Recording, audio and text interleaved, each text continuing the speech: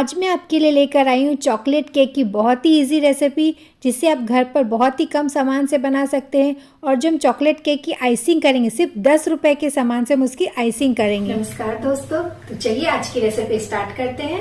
तो इस super tasty chocolate cake बनाने के लिए यहाँ पर सबसे पहले हमें चाहिए 1 कप हल्का गुनगुना दूध। दूध को मैं एक बर्तन में डाल लेती हूँ और अब मैं इसमें डालूंगी आधा चम्मच नींबू का रस। आप नींबू का रस या फिर विनेगर भी यूज़ कर सकते हैं। दूध को हमें हल्का सा कडल करना, मतलब हल्का सा वो थिक जैसा हो जाता है ना, वैसा ही। तो बस हल्का गुनगुना दूध लेने से ये थोड़ा अच्छे से कडल हो जाता है। तो मैं इसे 10 मिनट के लिए रेस्ट के लिए रख देती हूँ।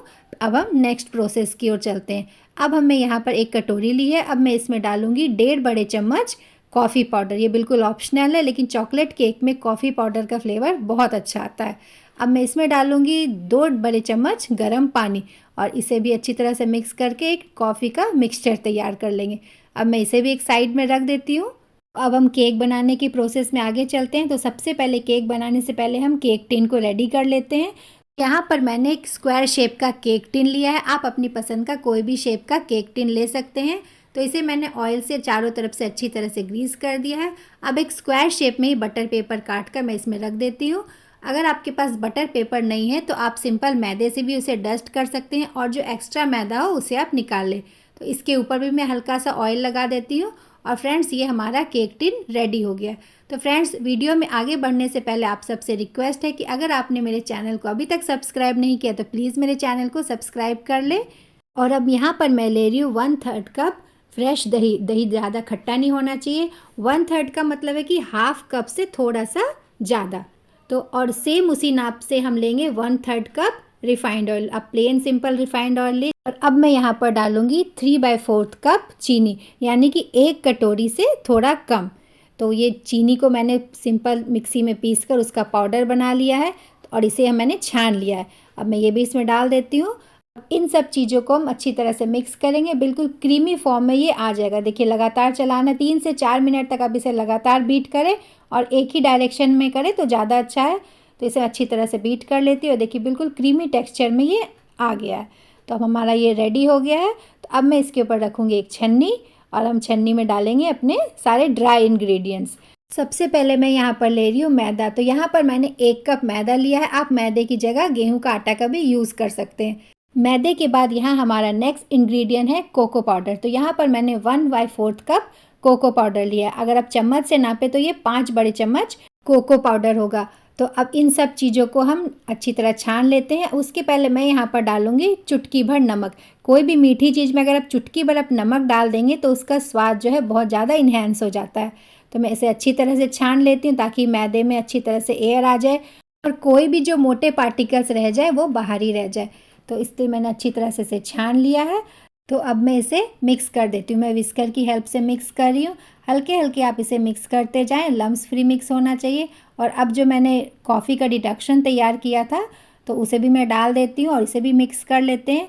उसके बाद हमें जो हमने दूध रेडी किया था वो अब हम इसमें थोड़ा थोड़ा करके डालेंगे। देखिए, पहले मैं कॉफ़ी को अच्छी तरह से मिक्स कर लेती हूँ और दूध को हम थोड़ा थोड़ा करके डालेंगे। ये देखिए, अब अच्छी तरह से थोड़ा कलर भी हो चुका है। एक साथ अगर हम सारा दूध डालेंगे तो हो सकता है कि बैटर हमारा पतला हो जाए। तो इसलिए मैं इसे थोड़ा थोड़ा करके डालती जाऊंगी और उसे मिक्स करती जाऊंगी। थोड़ा थोड़ा दूध में और डाल रही हूँ। तो ये देखिए, इस तरह से हम डालते जाएंगे और इसे मिक्स करते जाएंगे। बिल्कुल रिबन जैसी कंसिस्टेंसी इसकी हो जानी चाहिए। ये देखिए, अब हमारा बैटर बिल्कुल रेडी है। ना बहुत ज़्यादा थिक है, ना बहुत ज़्यादा पतला है। मैं इसके ऊपर फिर से छन्नी रखूँगी और अब मैं यहाँ पर ले रही हूँ 1 टीस्पून बेकिंग पाउडर और लूँगी यहाँ पर आधा टीस्पून बेकिंग सोडा। तो इन्हें मैंने सबसे लास्ट में इसलिए यूज़ किया क्योंकि बेकिंग सोडा और बेकिंग पाउडर डालने के बाद हमें बहुत ज़्यादा इसे मिक्स नहीं करना। मैं इसे छान लेती हूँ ताकि इसके पार्टिकल्स निकल जाए। और अब इसे एक्टिवेट करने के लिए मैं इसमें डाल रही हूँ थोड़ा सा लेमन जूस। आप चाहे तो विनेगर भी डाल सकते हैं। इसके ऊपर मैं 1-2 चम्मच दूध भी डाल देती हूँ और इसे हम अच्छी तरह से मिक्स करेंगे। बिल्कुल हल्के हाथ से हमें इसे मिक्स करना है। और ये हमारा बैटर बिल्कुल रेडी है। हमें बहुत ज़्यादा थिक बैटर नहीं करना, क्योंकि अगर आप बहुत ज़्यादा थिक बैटर करेंगे तो केक में ऊपर से क्रैक्स आने लगेंगे। तो इसलिए हमें इस बात का ध्यान रखना। तो हमारा बैटर रेडी है और बिना देर के हमें इसे केक टिन में ट्रांसफ़र कर लेना है। ये देखिए कितना बिल्कुल रिबन जैसी कंसिस्टेंसी है ना। तो मैं इसमें सारा डाल देती हूँ और आज केक मैं माइक्रोवेव में बेक करूँगी। आप चाहे तो इसे कढ़ाई में भी बेक कर सकते हैं। मैंने अवन को पहले से प्रीहीट कर दिया है। तो अब मैं इसे 180 डिग्री पर 20 से 25 मिनट के लिए कन्वेक्शन मोड पर बेक करूँगी। तो मैं इसे रख देती हूँ।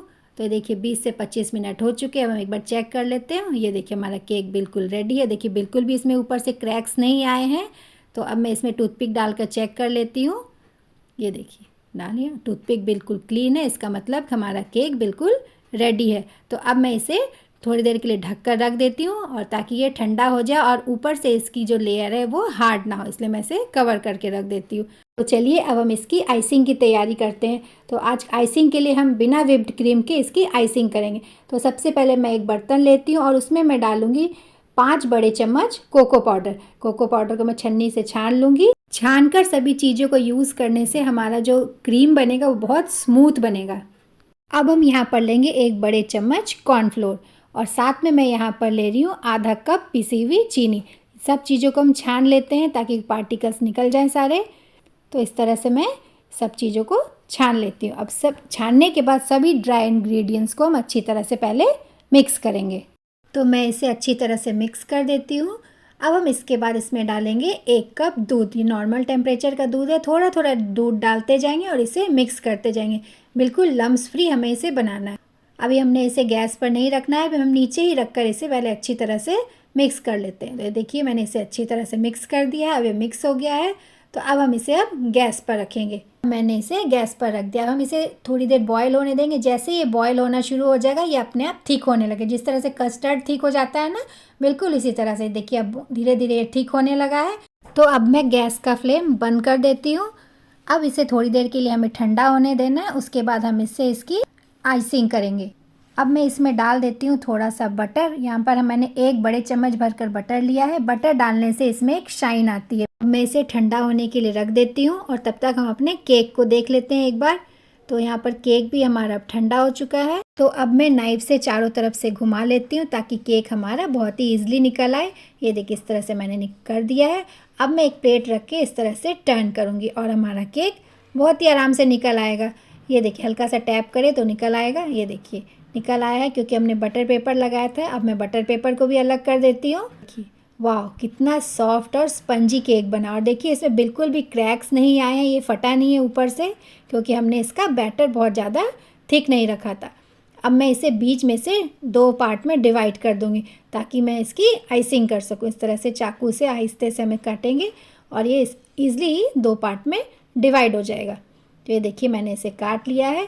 आप चाहे तो थ्रेड से भी कर सकते हैं। तो मैं इसे अलग प्लेट में रख देती हूँ। आराम से आप कीजिएगा नहीं तो केक टूट सकता है।